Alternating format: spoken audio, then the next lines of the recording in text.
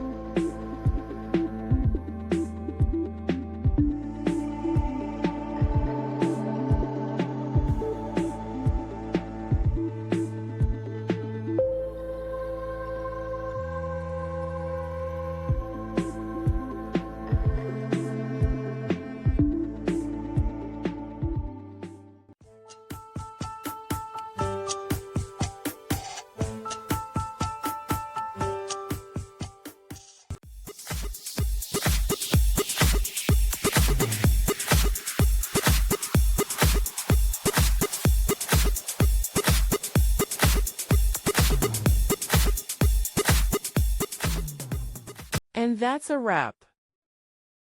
I hope you found the answer you were looking for. If you did, take a second to hit that subscribe button. It really helps out. And let me know in the comments which solution worked best for you. See you next time in the debug zone.